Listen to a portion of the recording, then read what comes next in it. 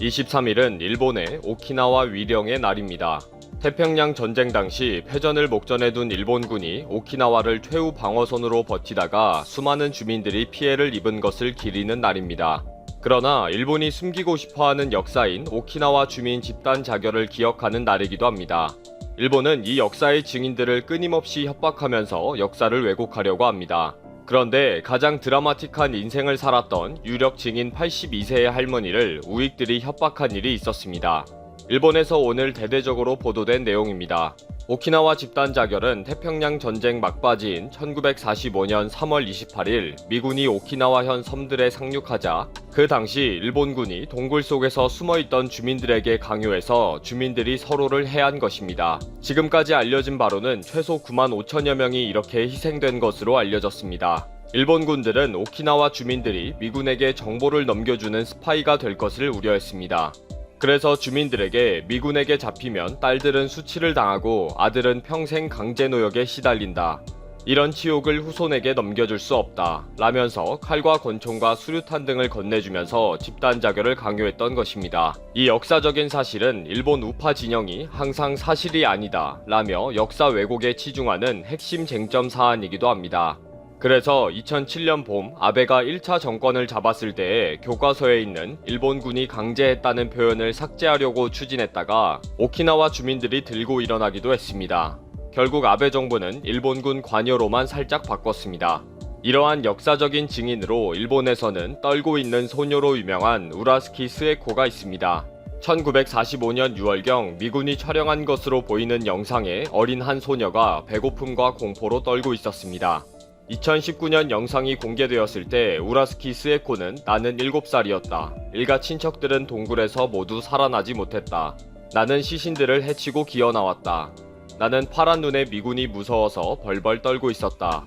그러나 그들은 나에게 먹을 것을 줬고 따뜻하게 대해줬다. 등의 증언을 했습니다. 이때 일본군들의 잔혹한 모습과 활동이 잘 알려지게 되었습니다.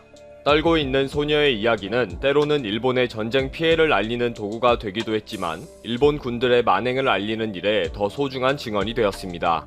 오늘 일본의 많은 언론에서 대서특필한 보도에 의하면 오키나와 위령의 날을 맞이해서 다시 언론의 주목을 받고 있는 떨고 있는 소녀 할머니의 집에 지난해 8월에 우이고로 의심되는 남자가 나타났던 사실이 오늘 일본 언론에 특별히 기사화되었습니다.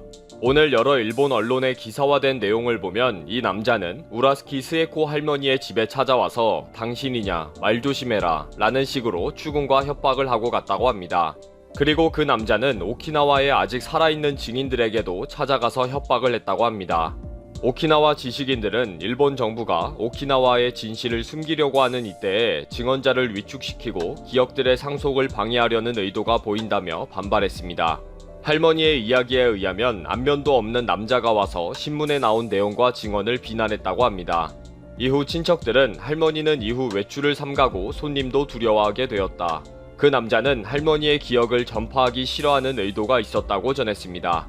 이렇게 아베 정권과 우익들이 오키나와의 증언을 하지 못하게 하는 움직임은 꾸준히 있어 왔습니다. 그 당시 어머니의 수기를 정리해 책을 펴낸 미야기 하루미 씨에게도 꾸준히 전화나 편지로 협박을 했다고 합니다. 전화로 당장 그만둬라, 침묵해라 라는 협박이 계속 이어졌다는 것입니다. 이렇게 일본이 숨기고 싶어하는 오키나와의 역사는 참혹합니다. 일본의 마지막 전선이었던 오키나와는 40만 명의 주민들 중에 24만여 명이 전쟁으로 목숨을 잃을 정도로 가장 많은 피해를 입은 곳입니다. 오키나와에는 14에서 19세의 어린 소년병들이 부대마다 1000여 명씩 있었는데 상당수가 일본군의 총알바지가 되거나 아군인 일본군에게 사살당하는 경우도 많았습니다. 그 당시에는 폭탄을 쥐고 전차에 뛰어들어라 라는 명령을 받거나 지각을 했다는 이유로 스파이다 라고 해서 친구에게 사살을 명한 사례도 있었습니다. 살아남은 자들에 의하면 친한 친구가 상관의 명령으로 자신의 팔을 잘랐다고 증언하기도 했습니다. 이렇게 말도 안 되는 일본 군들의 횡포와 협박은 어린 군인들뿐 아니라 오키나와 주민들에게도 심하게 이어졌습니다. 지금도 주민들은 동굴에 피해 있을 때 권총과 군도를 휘두르는 일본 군들이 더 무서웠다 라고 회상합니다. 일본 군들이 집단 자결을 명령하기 전에 미군에 투항한 주민들은 도리어 정중한 대우를 받았다. 방공호에서 나오는 주민들을 칼로 무참히 해쳤다. 일본 군인들은 주민들을 지키지 않았다 라고 증언하고 있습니다. 그리고 오키나와에서의 일본 군들의 학살은 반드시 교과서에 기록해 역사의 교훈으로 삼아야 한다 라고 주장하고 있습니다. 일본 정부와 군인들의 잔인함을 기억하는 주민들은 일본 정부는 정말 오키나와를 일본이라고 생각하는가? 우리가 가만히 있으면 전쟁을 증언할 세대가 없어진다. 그러면 일본은 전쟁을 또 반복할 것이다. 미군 군시설의 70%가 집중되어 있는 오키나와는 본토를 방어하는 역할만 할 뿐이다 라고 결의를 다지고 있습니다. 물론 일본 정부는 지금도 일본은 완벽하다, 일왕부터 모든 국민은 평화롭고 선하다, 부끄러움이 없다 라는 태도로 일관하고 있습니다. 부끄러운 역사는 하나도 없다고 주장하고요. 정말 제정신이 아닌 것은 확실합니다. 이번 사태로 많은 선진국들이 마이너스 성장을 하고 있는데 베트남은 자랑스러운 성공을 거두고 있다. 응웬 빅남 베트남 통계국 국장의 발언입니다. 이번 사태로 미국, 유럽, 한국 등의 선진국들의 GDP 성장률이 마이너스로 돌아서려고 하고 있는데 베트남의 경제 성장률은 여전히 3.82%라며 매우 자랑스럽고 성공적이다 자화자찬하였습니다. 하지만 이것은 말 그대로 베트남 혼자만의 착각이었습니다. 영국의 로이터 통신은 이번 사태로 베트남 항공이 50조 동을 잃을 것이다. 전체 직원의 절반인 10,000명의 직업을 잃을 것이다. 나머지 절반도 급여가 삭감될 것이다 라고 전했고, 중국의 신화통신은 아시아개발은행이 최근 발표한 보고서를 인용해서 2020년 베트남의 경제 성장률은 둔화될 것이다 라며 상황이 악화될 경우 베트남의 물가가 갑자기 치솟아 위기를 맞을 수 있다 경고하였습니다. 더 충격적인 것은 315조 원에 달하는 베트남 GDP는 모든 한국 기업들이 베트남에서 철수하는 순간 100조 원 가까이 폭락해 이번 사태와는 비교가 불가능할 정도로 큰 경제 대공황을 겪게 될 것이라는 겁니다. 한국을 핵심으로 다른 국가들로부터 투자를 받고 있는 덕분에 살아 숨쉬는 베트남이 세계적으로 모두가 힘들어하는 이 시기에 자화자찬식 발표를 한 것에 불쾌감이 조성되고 있는 분위기입니다. 사실 그리 전망도 밝지 않은데 말이죠. 베트남의 논란은 이것뿐만이 아닙니다. 최근 한국에 잇따라 외교적 결례를 범하고 있는 베트남이 진실된 사과를 하기는커녕 이번에는 182단계 업그레이드된 무례함을 보여주고 있습니다. 지금부터 여러분의 혈압이 급격하게 상승할 수 있으니 심호흡 크게 한 번씩 하시고 시원한 물 한 잔 하시면서 영상을 이어서 감상하시면 좋을 것 같습니다.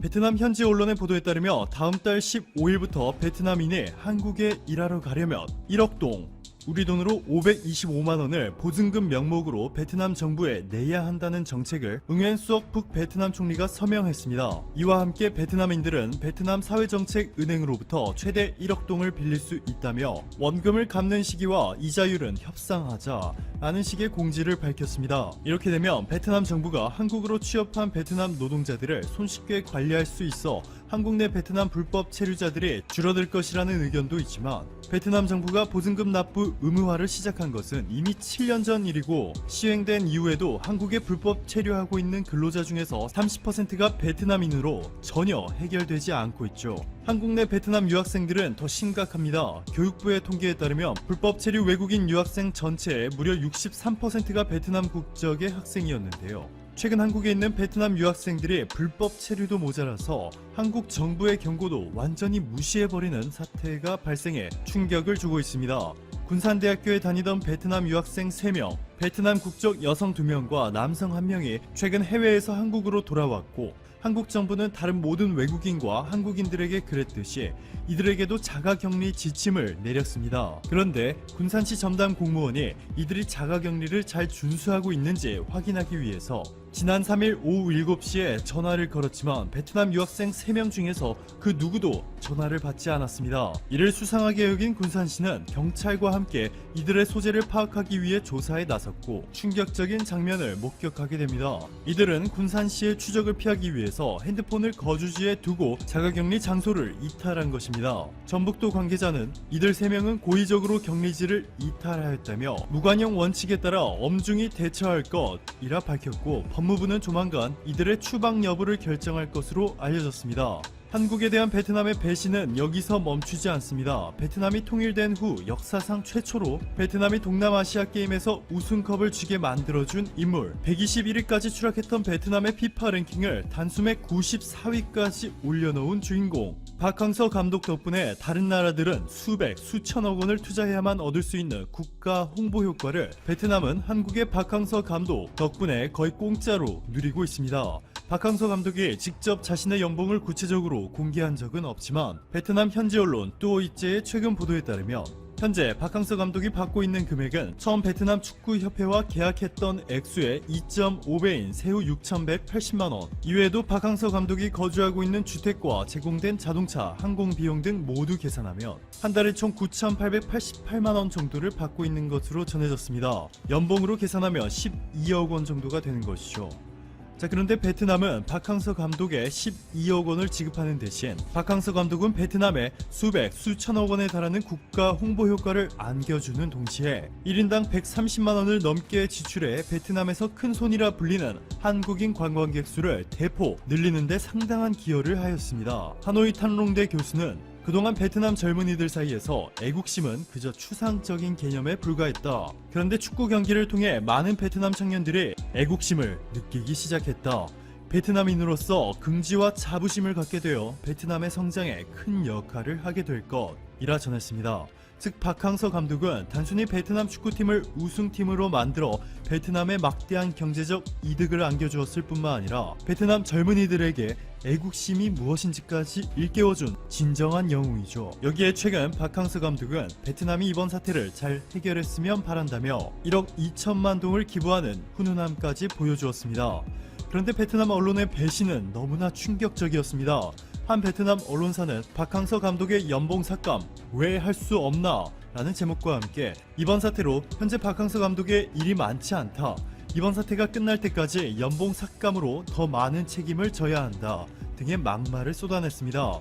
심지어는 태국 축구팀의 감독을 맡고 있는 일본인 감독 니시노 아키라는 이번 사태로 연봉을 무려 50%나 깎았다며 박항서 감독을 비판하였는데요.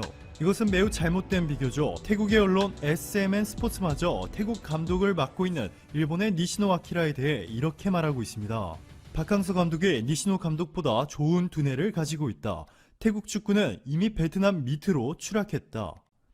자, 이렇게 베트남 내에서는 한국에 대한 배신을 남발하는 가운데 최근 응유엔 수옥푹 베트남 총리는 문재인 대통령과의 전화통화에서 한국의 진단검사는 세계의 모범이다 라며 방역 및 임상 분야에 대해서 협력을 해달라 부탁한 것으로 전해졌습니다. 이미 한국산 진단키트 20만 개를 수입할 것이라 밝힌 베트남은 최근 베트남 하노이에 위치한 최대 규모의 종합병원인 빅마이 병원에서 집단 감염이 발생하여 초유의 위기를 겪고 있습니다. 무려 4만 명이 이 병원을 다녀갔다 베트남 보건당국은 추정하고 있는데요. 빅마이 병원과 관련된 확진자 수가 베트남 전체의 31%에 육박하고 있습니다. 상황이 이렇게 심각해지자 또 한국에 도움을 이렇게 요청하고 있습니다. 도움이 필요할 때만 한국을 찾고 자신들이 어려워지면 배신을 해서라도 피해를 최소화하려는 행동을 반복하고 있는 베트남. 도대체 베트남 경제가 어디까지 무너져야 이 광란의 질주를 멈출지 한번 지켜봐야겠습니다. 오늘도 감사합니다. 최고의 하루